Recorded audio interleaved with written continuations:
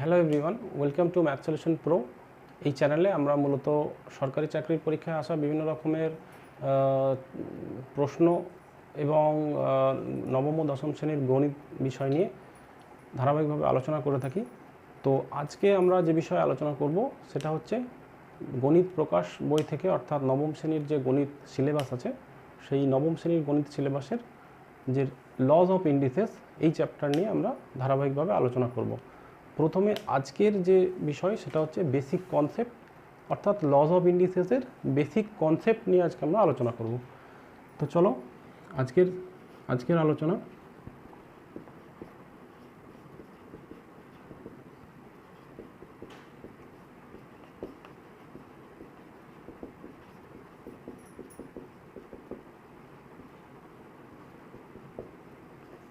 আজকের আলোচনার বিষয় কিন্তু আমাদের সূচকের নিয়মাবলী।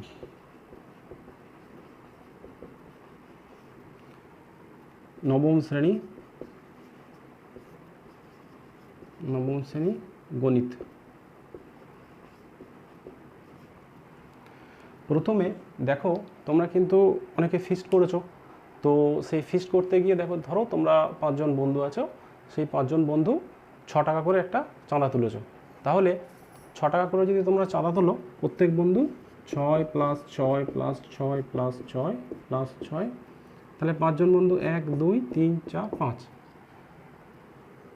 আরও একটা বন্ধু 6 জন বন্ধু মিলে, তাহলে মোট চাঁদা তুলেছো 36 টাকা। তাহলে এখন দেখো 36 টাকা মানে 6 × 6, তাহলে এই 6কে আমরা এভাবে লিখতে পারি 2টো 6। তাহলে দেখো, এই যে 2টো 6, এই 6টার, এই যে 6টাকে এবং এই 2টাকে দুটো আলাদা আলাদা নাম আছে। এই নামটাকে আমরা বলি, এইটাকে বলি বেস বা নিধান, বাংলাতে বলা হয় নিধান, আর এইটাকে বলা হয় সূচক। তাহলে এক্স স্কোয়ার, ধরো এক্স স্কোয়ার একটা রাশি আছে, এটা মানে কি তোমরা নিশ্চয়ই আগে জানো, এক্স ইন্টু এক্স। তাহলে এক্স স্কোয়ারের এই এক্সটাকে কি বলবো? এটাকে বলবো নিধান বা ইংরেজিতে বলা হচ্ছে বেস, আর 2টাকে বলা হচ্ছে সূচক। এবারে এখন আমরা দেখি যে এইভাবে n সংখ্যক এক্সকে যদি আমরা গুণ করি,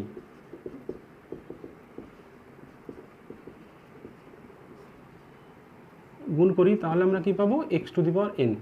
তাহলে x⁴n এর এক্সকে বলা হচ্ছে নিধান, আর এটাকে বলা হচ্ছে সূচক। এই এনকে কিন্তু আমরা সূচক ছাড়া এনকে ঘাত বা পাওয়ারও বলে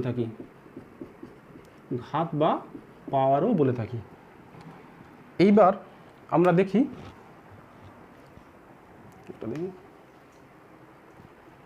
এনকে আমরা ঘাত বা পাওয়ারও বলে থাকি।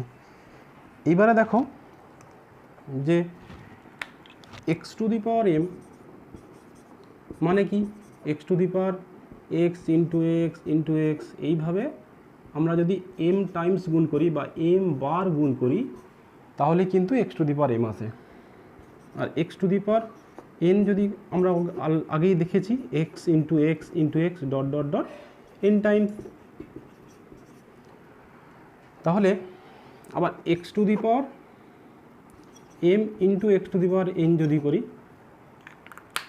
তাহলে কিন্তু দেখো এটা কি দাঁড়াবে? x * x * x ... n Times m Times into x * x * x ... n Times. তাহলে বিষয়টা কি দাঁড়ালো? x * x * x ... m + n Times, মানে হলো গিয়ে x⁴m + n। কেন? দেখো, x⁴m যদি xকে আমরা m টাইমস লিখি, তাহলে একই রকমভাবে x⁴m + n মানে হচ্ছে xকে আমরা m + n টাইমস লেখা। তাহলে আমরা ফর্মুলা কি পেলাম? ফর্মুলা পেলাম যে x⁴m * x⁴n = x⁴m + n। এই যে সূত্রটা, এটাকে বলে laws of index, fundamental laws fundamental laws of index, fundamental laws of index, এটাকে বলে ফান্ডামেন্টাল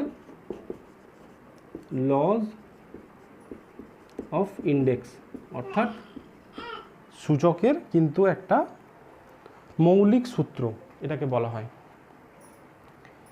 এরপরে যে বিষয়টা আমরা দেখব সেটা হচ্ছে পরের যে সূত্রটা, সেটা হচ্ছে এক্স টু দি পাওয়ার, এরপরের যে সূত্রটা দেখো 2 নম্বর যে সূত্রটা, সেটা হচ্ছে x to the power m, x to the power m by x to the power n. এখন আমরা গুণ করেছিলাম, এবার এটা কি হবে, এটা হবে x to the power m minus n, আরেকটা কি হবে, আরেকটা হবে 1 by x to the power n minus m. এটার ক্ষেত্রে কি হবে, এটার ক্ষেত্রে হবে এম গ্রেটার এন, আর এটার ক্ষেত্রে হবে এন গ্রেটার এম, প্রোভাইডেড, একটা কথা আমি আগের সূত্রটার ক্ষেত্রেও বলতে ভুলে গেছি, সেটা হচ্ছে এক্স হলো একটি বাস্তব সংখ্যা, যেখানে যেখানে এক্স একটি বাস্তব সংখ্যা এবং এম ও এন ধনাত্মক পূর্ণ সংখ্যা, ধনাত্মক এম ও এম কিন্তু ধনাত্মক পূর্ণ সংখ্যা। একই রকমভাবে আমরা এর পরের যে সূত্রটা সেটা দেখো, সেটা হচ্ছে x y whole to the power m, মানে হচ্ছে x to the power m into y to the power m. একই রকমভাবে এক্স আর ওয়াই এখানে বাস্তব সংখ্যা, আর এম হচ্ছে একটা ধনাত্মক পূর্ণ সংখ্যা।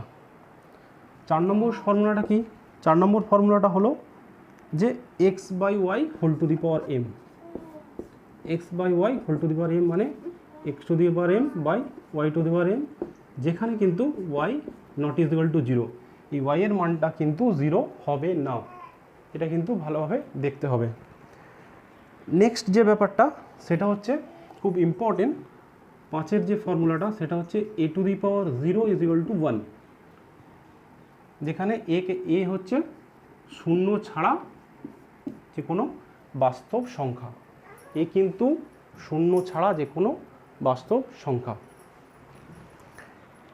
আরেকটা ফর্মুলা কি আছে দেখো, এক্স টু দি পাওয়ার -1 মানে 1 বাই এক্স, এটা একটা আছে, আরেকটা আছে x to the power minus m is equal to x to the power -1 এর হোল এম, যেখানে এক্স একটা বাস্তব সংখ্যা এবং এম একটা ধনাত্মক পূর্ণ সংখ্যা। আরেকটা সূত্র যেটা আছে, যেটা থেকে আমরা আজকের চ্যাপ্টারের যে পরবর্তী যে অঙ্ক, অর্থাৎ কোষে দেখি যে চ্যাপ্টার থেকে যে অঙ্কগুলো তোমাদের থেকে থাকে, সেই অঙ্কগুলো যখন আমরা করব তখন দেখবে এই চ্যাপ্টারের যে অঙ্কগুলো আছে সেটাতে এই যে সূত্রটা এখন দেখাচ্ছি এটার কিন্তু একটা প্রায়োগিক দিক আছে। যেমন a to the power 1 by m, এটাকে কি বলা হয়, এটাকে বলা হচ্ছে এর এনতম মূল, এর এনতম মূল, এর এনতম মূল। তাহলে 27-এর এনতম মূল, 27 মানে কি বলো তো, 27 মানে কি হচ্ছে 3-এর কিউব, তাহলে 27-এর এনতম মূল